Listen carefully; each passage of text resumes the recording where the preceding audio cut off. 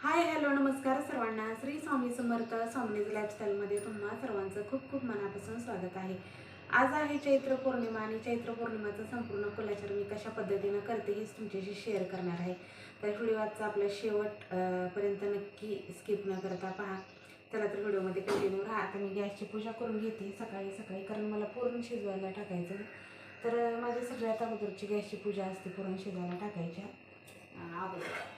तर म्हटलं चला हे सगळं रात्रीच क्लीन वगैरे करून ठेवले, गॅस वगैरे सगळे साफ करून ठेवले. आता फक्त गॅसची पूजा करायची आणि पूर्णाला डाळ वगैरे टाकायची. जसा चैत्र महिना लागला होता ना, तर त्या दिवसापासून मला आतुरता होती ती ह्या दिवसाची, म्हणजे चैत्र पौर्णिमेची. चैत्र पौर्णिमेला आपल्या येडामाईची यात्रा असते आणि प्रत्येक भाविक भक्तांसाठी येडामाईची यात्रा म्हणजे दिवाळी दसऱ्यापेक्षा काही कमी नाही बरं का. त्यामुळे यात्रेला भाविक भक्त येडामाईचे खूप सारे मोठ्या प्रमाणात जमा होतात. तर आमच्या घरातली सुद्धा मंडळी आज जाणार होती, तर त्याच्यासाठीच माझा पुरणपोळीचा घाट होता. आणि आमच्याकडे दरवर्षी पुरणपोळीचा स्वयंपाक हा चैत्र पौर्णिमेला असतो. तर नैवेद्य असतं, परड्या भरण्याचा कार्यक्रम असतो, नैवेद्य असतो, देवीला नैवेद्य पाठवायचा असतो. आणि आपल्याकडून जे काय म्हणजे जी काय माझ्याकडून घरी सेवा घडते ना, तर ती सेवा मी करत असते येडामाईची, आपल्या तुळजाभवानी आईसाहेबांची. आणि येडामाईमुळं तर आज माझ्या तुळजाभवानी आईसाहेबांमुळं, येडामाईमुळं तर आज माझा संसार सुखाने फुललेला आहे. हे तुम्हाला सांगायची वेगळी गरज नाही, कारण तुम्ही तर पाहिलेलंच आहे व्हिडिओमध्ये. आपल्याकडे देवीची तुळजाभवानी आईसाहेबांची परडी आहे. येडेश्वरी आईसाहेब जे आहेत ते आमचे कुलस्वामिनी आहेत. तुळजाभवानी आईसाहेब कुलस्वामिनी आहेत. तर असं काहीचं असं, त्यामुळे कुलाचार हा आपल्याला चैत्र पौर्णिमेचा करावा लागतो आणि आवडीनं मी करत असते, खूप मोठ्या उत्साहाने करत असते बरं का. सकाळीच लवकर होते, इकडं उठले होते, पुरण घालायचं होतं म्हणून गॅसची पूजा वगैरे करून घेतली. कुठलाही सणवार असलं की गॅसची पहिली पूजा करायची. त्यामुळे काय होतं, गॅसची पूजा केल्यानंतर जो स्वयंपाक असतो, स्वयंपाक करायला जो आनंद असतो ना, तो खूप दुगणा होतो बरं का. कारण सगळं किचन ओटा वगैरे सगळं क्लीन करून रात्रीच ठेवलं होतं मी. आणि म्हटलं चला आज पुरणपोळीचा स्वयंपाक करायचा. तर सकाळी लवकर उठले आणि डाळ टाकलेली आहे इकडे. आता चहा करायचा आहे. पहिलं गॅसची पूजा वगैरे करून घेतली. आता दूध सगळे तापायची, त्या म्हटलं सगळ्या साई वगैरे दुधावरच्या काढून घ्याव्या, कारण एक्स्ट्रा दूध असलं ना की भरपूर साय निघते. आणि जवळपास माझं 6-7 दिवसाचं लोणी जर साठलं ना, तर त्याचं अर्धा किलोच्या वर तूप निघतं. तर एवढ्या प्रमाणात असं तूप निघतं. दूध चांगलं असलं की तूप भरपूर निघतं. आता करायची होती मला तुळशीची पूजा. चला म्हटलं तुळशीची पूजा करून घेऊया, कारण एक काम माझं आटपायचं चाललं होतं. आणि बघू शकता आजचं सुंदर वातावरण. रात्री पाऊस येऊन गेला होता ना, तर त्यामुळे खूप छान वातावरण झालं होतं.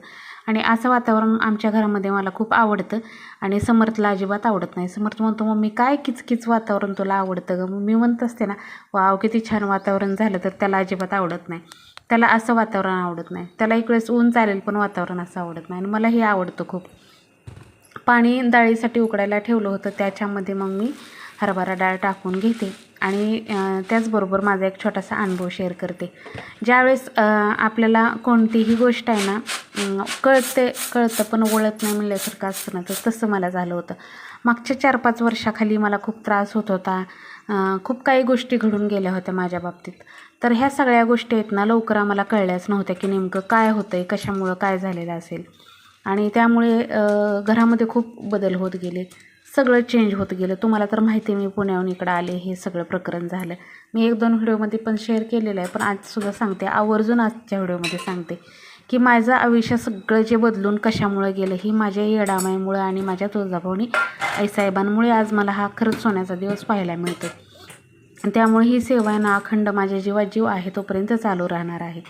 तर हे सगळं घडत होतं, पण आम्हाला कळत नव्हतं हे का घडतं आहे. नंतर एक ठिकाणी आम्ही म्हणजे दवाखाना केला, सगळं केलं, खूप सगळीकडे फिरल्यानंतर आम्हाला आम्ही काळूबाई भक्त आहेत आमचे, म्हणजे माझे गुरुच, तर त्यांचा मार्ग आम्हाला मिळाला.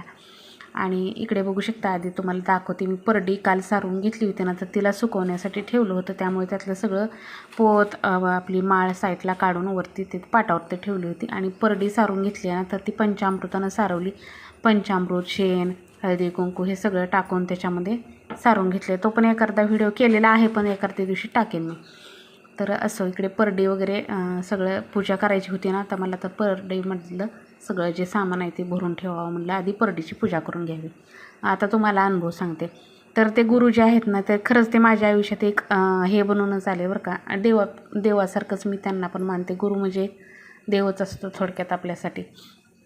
तर आणि खरंच असा गुरु मिळायला सुद्धा खूप भाग्य लागतं बरं का. तर आमचे गुरु आहेत ना, ते आले आमच्या ह्याच्यात, म्हणजे त्यांच्या संपर्कात आम्ही गेलो. कारण मला हे जे त्रास होत होता तर सगळे म्हटले दवाखाना वगैरे करून झाला आहे, मग बघूया आपण कसं. म्हणजे त्रास म्हणजे असं काही वेगळं नव्हतं, पण खूप असं वेड लागल्यासारखं वाटायचं. असं म्हणजे कुठल्याच गोष्टीत मन लागत नसायचं, सारखं डिप्रेशनमध्ये गेल्यासारखं वाटायचं. कुठल्याच गोष्टीत म्हणजे कुठली गोष्ट उत्साहाने करू वाटत नसायची. ह्या सगळ्या गोष्टी व्हायच्या मला. आणि असं करत करत मग नंतर हे सगळं आहे ना, आम्ही त्या गुरूंकडे गेलो. तर त्यांनी 1-2च मिनटात मला सांगितलं की ह्यांना आहे ना, म्हणजे देवीची परडी येते, देवीचं वारं येतं ह्यांना, असं त्यांनी सांगितलं मला. आणि त्यावेळेस पण मला खूप हे झालेलं तिथं पण, म्हणजे जो काय असं डोकं सुन्न झालेलं, जड झालेलं, अक्षरशः बोलत होते तरी डोळ्यातनं पाणी येत होतं, ते सांगत होते. तर कारण त्याच्यासाठी आम्ही जवळपास 1.5-2 वर्ष आम्ही फिरलो बरं का. आणि ही सहजासहजी गोष्ट, देवीचं वारं येणं म्हणजे सहजासहजी येत नाही बरं का, हे आम्हाला तेव्हा कळलं. तर ह्या सगळ्या गोष्टी म्हणजे हे करण्याच्या नादात आहे ना, खूप हे झालं, खूप फिरलो आम्ही, खूप पैसासुद्धा आपला वेस्ट गेला. पण म्हणतात ना की काही गोष्टी आहेत ना, कळत आहे पण वळत नाही, असं असतं.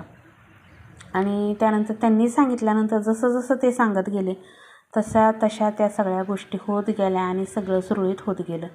तर खरं तर त्यांचासुद्धा खूप मोठा आशीर्वाद आहे आपल्या गुरुचा. आणि त्याचबरोबर सगळ्यात जास्त म्हणजे माझी तुळजाभवानी आईसाहेब आणि येडेश्वरी आईसाहेब, ह्यांच्यामुळे आज हे सोन्याचे दिवस जे आहेत ना, हे पाहायला मिळतात. खरं तर आपण कष्ट करत गेलो की कष्टाला यश येणंसुद्धा आपल्या देवाच्या ह्याच्यात असतं. जर आपण देवाची भक्ती, देवाची सेवा केली तर जे आपण कष्ट करतो आहे, मग ते कितीही खडतर कष्ट असू द्या, त्याला आपल्याला यश येतं. आपल्याला भरपूर असं त्याच्यात यश देतो आपले देवी देवता. आपल्याला आपले कुलदैवत, कुलस्वामीने आपल्या पाठीशी उभं असणं खूप महत्त्वाचं आहे. यासाठी आपण थोडं कष्ट केलं आणि खूप जास्त पैसा येईल असं नसतं, पण जे आपण कष्ट करतो आहे ना, त्याच्यातनं आपल्याला जेवढं पाहिजे तेवढं यश मिळतं. आणि मी सांगते तरी भरपूर असं, जसं आमच्या गुरूंनी सांगितल्याप्रमाणे, जसं आम्ही देवीचा कार्यक्रम करून परडे हातावरती घेतली आणि त्यानंतर खरंच म्हणजे त्याच्या अगोदरच आपल्याला देवाने यश दिलं बरं का.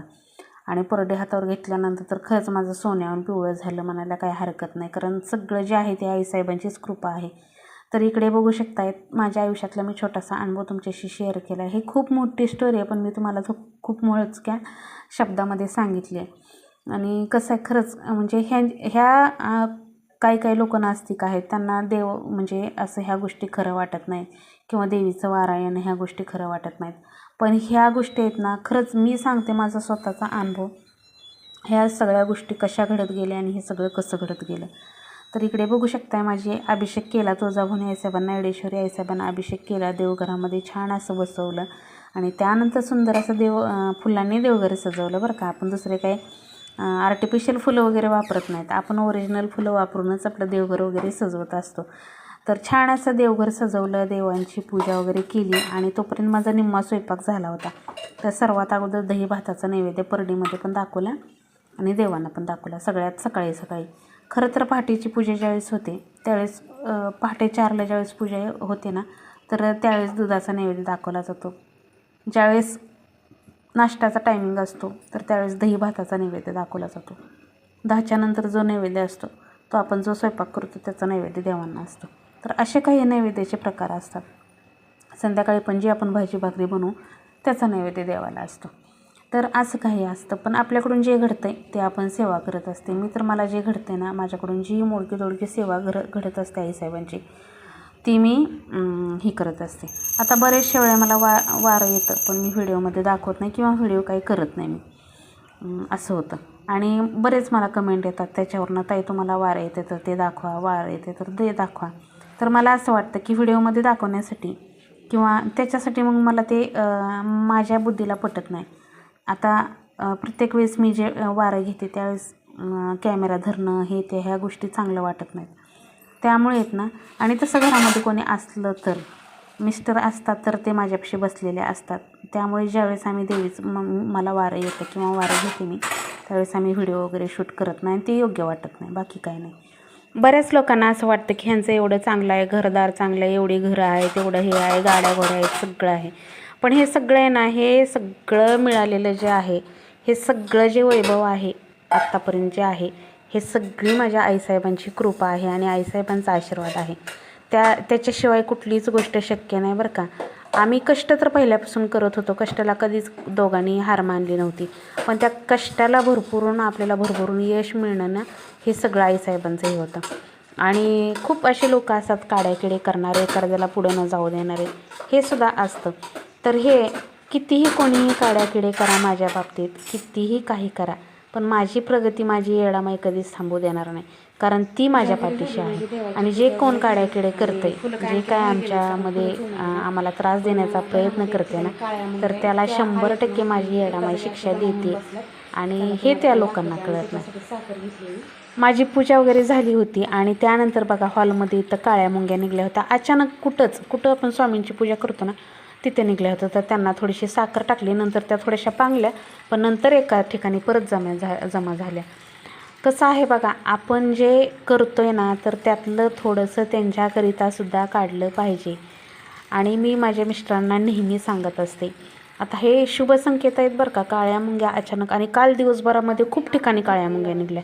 किचनमध्ये निघल्या, देवघरापाशी निघल्या, त्यानंतर इथं ह्याच्यात स्वामींची पूजा आपण हॉलमध्ये करतो ना खाली, तिथं निघल्या, दरवाजाच्या तिथं निघल्या. एवढ्या सगळ्या काळ्या मुंग्या 4-5 ठिकाणी काळ्या मुंग्याचे असे घोष निघले.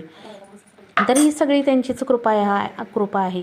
आणि जे आपण आपल्या संपत्ती, आपण जी कमवतोय, आपण जे कष्ट करतोय, तर त्यातलं सुद्धा बघा फुल नाही फुलाची पाकळी आपल्या देवासाठी आपण हे करायची. म्हणजे अन्नदान असेल किंवा थोडंफार दान असेल तर हे करत राहायचं. हे केल्याने ना आपल्याला काहीच कमी पडत नाही बरं का. आता आमच्याकडे काल महादेवाची काठी आली होती. चैत्र पौर्णिमेला आमच्या इथं काठी येते, तर तिथं खिरीचा प्रसाद बनवला जातो. तर आमच्या ह्यांना कुठल्या ह्या गोष्टी सांगायची गरज लागत नाही, ते मनानं सगळं करतात. तर त्यांनी तिथं गुळ दिला, जिथं काय लागायचं होतं ते देत असतो आपण. अशा ठिकाणी आपल्याला सेवा करायची असते. आता तुम्हाला दाखवते, इकडे मी आमटी करत होते आणि आमटीची रेसिपी तुम्हाला शेअर करायची होती, राहूनच गेलं. इकडे लसूण, आलं, कोथिंबीर हे सगळं जे आहे ना, मी मिक्सरमधून वाटण केलेलं होतं ते तेलामध्ये टाकलं. कढीपत्ता होता, तो कढीपत्ता टाकला आणि आमचा म्हणजे दुकानातला कांदा लसूण मसाला आणि घरगुती आपलं काळं तिखट हे टाकलं आणि मस्त आमटीला फोडणी दिली. तर आमटीची रेसिपी, आणि ह्या दिवसामध्ये कांदा टोमॅटो हे आमटीला अजिबात टाकायचं नाही, आमटी खराब होते. कांदा टोमॅटोचं वाटण जर तुम्ही टाकलं तर येळवणीच्या आमटीला. आता ही सार चांगला मस्त असं झाला आहे. उकळल्यानंतर तुम्हाला तरी आलेली दाखवते. आमचा हा घरगुती म्हणजे जो काळं तिखट आहे घरगुती, त्याला कलर खूप डेंजर येतो आणि ते खूप तिखट पण असतं, सोलापुरी काळं तिखट. इकडे बघू शकताय, तरी मी प्रमाण कमीच टाकलं होतं म्हणून तेवढं तर नाही, खूप तिखट होतं हे. इकडे ह्या कुरडया ज्या आहेत ना कलरच्या, तर ह्या मी आज 2 वर्षी केल्या होत्या. मी आईने आमच्या टेरेसला इथंच घातल्या होत्या. आता गेल्या वर्षी पण केल्या नाहीत, ह्या वर्षी पण आईनं तिकडंच केल्या, नको करू म्हणले, कारण खूप त्रास होतो उन्हाचा आहे ते, त्यामुळे काही केलं नाही. फक्त आपलं हेच केलं, फक्त शाबू बटाट्याचे हे तेवढेच प्रकार केले मी. कुरडया तर माझा आणखीन एक डबा त्यावेळेस केलेला आहे आणि आता पण आईनं केलेलं आहे, त्यामुळे काही केलं नाही. इकडे सगळ्या कुरडया पापड्या तळून घेतल्या. त्यानंतर तुम्हाला जवळनं दाखवते. पांढरी कुरडई इतक्या छान सुंदर फुलतात. मला ह्या कुरडया पाहून एका ताईची कमेंट आली होती की ताई तुम्ही बिझनेस करा कुरडया पापड्यांचा. पण कसं आहे, बिझनेस करायसाठी मी मला आलेली नाही बरं का, कारण मला कष्ट सहन होत नाहीत. म्हणजे मला हे अशा गोष्टी आहेत ना, मला होत नाहीत, म्हणजे तब्येत सारखं खराब असतं त्यामुळे. तर असो, इकडे जे काय घरातलं काम आहेत ती तेवढीच फक्त मी करू शकते, कारण आता कॅपॅसिटी राहिलेली नाही कुठलीही गोष्ट करण्याची. काचेच्या काय म्हणतात ती काचेच्या भांड्यासारखा जीव झाला आहे नाजूक, त्यामुळे कुठल्याही गोष्टी आता करायला होत नाहीत मला. इकडे बघू शकताय छान अशा सुंदर सुंदर मस्त. आता घरातसुद्धा मी करत नाही, खायलासुद्धा आईच करते, आईच करून देते. सगळं येतं आहे, सगळ्या कला अंगामध्ये होत्या, सगळे गुण अंगामध्ये, सर्व गुण संपन्न होते पहिल्यापासून मी. पण आता हल्ली शरीरच साथ देत नाही, त्यामुळे मी काही करायला जात नाही ह्या गोष्टी. नाहीतर पहिले सगळे मला म्हणायचे, माझ्या मैत्रिणी हे ते सुद्धा, सगळ्या गोष्टी तुला प्रॉपर येतात, प्रत्येक गोष्ट. जेवणामध्ये सुद्धा कुठला पदार्थ केला नाही असं होत नसायचं. सगळं पुण्याला असताना तर सगळे प्रकार मी, अक्षरशः केकसुद्धा मी घरी करत होते. कुठल्याही गोष्टी, कोणाचा बड्डे असला तर सगळं मला असं प्रत्येक गोष्ट मला स्वतःला करायची, स्वतः करून पाहायची पण हौस होती आणि शिकायची पण हौस होती. त्यामुळे मी केक बनवायला शिकले, काहीही म्हणाल ते सगळे शिकले पुण्यात असताना. आणि केक ही आमच्या घरामध्ये कोणाचा बड्डे असेल तर मी केक घरी बनवायचे. तर अशापर्यंत एवढ्या सगळ्या गोष्टी मला करायला यायच्या. आणि अजून तरी काही येत नाही असं नाही आहे, पण मी आता करायला जात नाही हल्ली. खूप ताण होतो. बघू आता, आपल्याला करायला मदतीला कोणी असले की करायला आणखीन हुरूप येतो, पण मदतीला कोण नसले की मग करू वाटत नाही. त्यानंतर बऱ्यापैकी माझा स्वयंपाक वगैरे होत आला होता. आता राहिल्या होत्या शेवटी पोळ्या. आणि मी नेहमी कधीही शेवटीच पोळ्या करते, तळण वगैरे तळते आणि त्यानंतर पोळ्या करते. तर गरम गरम जेवायला तर खरं कोण नव्हतंच, पण जोपर्यंत मी पोळ्या माझ्या झाल्या ना, मी लगेच नैवेद्य वगैरे दाखवून घेतला. देवाच्या पोळ्या करून घेतल्या अगोदर, देवाचा नैवेद्य तयार करून घेतला, नैवेद्य दाखवला आणि मग बाकीचं परत भांडे कपडे राहिले होते ते सगळं नंतर केलं. आधी सगळं देवाचा कुलाचार करून घेतला. तर इकडे बघू शकताय आईच्या शेतातला गहू झाला आहे. तुम्हाला सांगितलं होतं जवळपास 37-38 कट्टे गहू झालेला आहे, म्हणजे जवळपास 19-20 पोती गहू झाला आहे पोती. तर तो गहू आणला होता आणि तो आपल्याला परड्यांमध्ये पण घालायचा होता. म्हणजे परड्यामध्ये घालायचं म्हणजे काय की त्याच्याच आपल्याला पुरणपोळ्या वगैरे जे काय बनवायचं असताना तर ते बनवायचं होतं मला. फर्स्ट टाईम घरी खाण्यापेक्षा असं देवाच्या ह्याच्यात कुठलीही आपलं शेतातलं जे काय सोनं येतं ना, तर ते आपलं शेतातलं खरं ते सोनंच आहे आपल्यासाठी, तर ते आपल्याला परडीमध्ये घालायचं असतं. तर आईशे तिथं पण यात्रा आहे ती त्यावेळेस घालेलंच, पण मला दिलं होतं ना, तर ते मी सकाळी दळलं, आजच दळलं बरं का. पूजा करत होते त्यावेळेस मी घरात गिरणीला गहू लावले होते. आणि त्यानंतर बघू शकता इतक्या छान ह्या पोळ्या होत होत्या ना. पुरण तर कितीही पाहिजे तेवढं पुरण खपत होतं. आणि मला पहिल्यापासून सवय कशी आहे, कसलं काही असो पुरणपोळीला आहे ना, मी म्हणजे जेवढं बसतं तेवढं पुरण घालण्याचा प्रयत्न करत असते. माझ्या पोळ्या आहेत ना खूप पहिल्यापासून अशा गुबगुबीत असतात, जास्त पुरणाच्या पोळ्या असतात. इकडे बघू शकता पोळ्या तर खूप सुंदर झाल्या होत्या.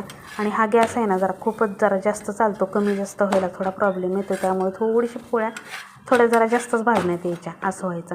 पण असं खूप सुंदर पोळ्या झाल्या होत्या, अगदी मऊसूत अशा पोळ्या झाल्या होत्या, जो तुम्हाला जवळनं दाखवते. खाली पेपर टाकले आणि वरून त्याच्यावरती मी कापड टाकलेलं आहे, कारण काय होतं हे होतं डायरेक्ट पेपरवरती कधीही आपले चपाती किंवा असे टाकायचं आणि त्याच्यामध्ये वरती कापड टाकायचं. असं इकडे सगळ्या छान छान अशा पोळ्या करून घेतल्या. बघू शकताय तुम्ही किती सुंदर पोळ्या झाल्या होत्या. आणि पोळ्याची घडी मी अशीच घालत असते बरं का. तुम्ही म्हणाला तर ही घडी घालण्याची पद्धत, पण ही पद्धत माझी पहिल्यापासूनची अशीच असते. तर अशा सगळ्या पुरणाच्या पोळ्या वगैरे करून घेतल्या, नैवेद्य भरून घेतला आणि देवाला नैवेद्य दाखवलं असतं, तुम्हाला दाखवते आता मी पुढे. तर देवाचं ताट मी अशा पद्धतीनं वाढत असते. तर अशा पद्धतीनं नैवेद्य वगैरे भरून घेतलेला आहे, तुम्हाला दाखवते मी सगळं जे आपलं. आणि परडीचा पण नैवेद्य भरून घेतलेला आहे. आता आमच्या इथं 2च फक्त ह्याच्या परड्या आहेत बरं का, तुळजाभवानी आईसाहेबांच्या. येडेश्वरी आईसाहेबांची तर इथं आजूबाजूला कोणाकडेच परडी नाही. खूप घरं लांब लांब असल्यामुळे कोण आणायला पण जात नाही, घरामध्ये दुसरं कोण नसतं पण. त्यामुळे जेवढ्या, आणि मी तिथं मंदिरामध्ये देणारच होते, त्यामुळे माझ्या घरात जी परडी होती तीच परडी भरली, देवाला नैवेद्य दाखवला मी आणि हेच सगळं केलं.